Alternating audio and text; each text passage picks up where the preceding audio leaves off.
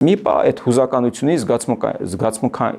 զգացմունքայնականությունից հեռվանանք եւ ադրբեջանական տեսանկյունից դիտարկենք, թե ինչու պետք է Ադրբեջանը համաձայնվի, որպեսզի 100,000 հայեր վերադառնան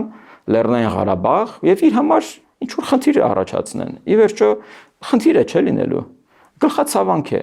որը կարող է դառնալ շատ լուրջ խնդրեմ հետագայում, որովհետեւ նա չգիտի այստեղ ինչ իշխանություն կգա, արդյոք Ռուսաստանի Դաշնությունը կկարողանա այստեղ ինչ-ինչ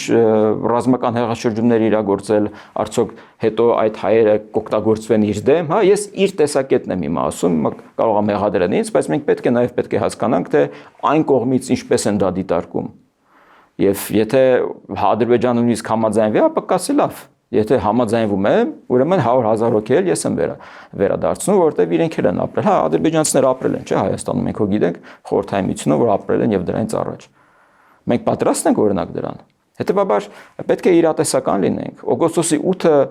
եթե իրենք համարում են, որ փակում է Արցախի հարցը, ես կարծում եմ նոյեմբերի 9-ը փակեց Արցախի հարցը, իսկ օգոստոսի 8-ը բացում է Հայաստանի հարցը։ Ինչպես։ Բացում է Հայաստանի Հանրապետության հարատևության հարցը։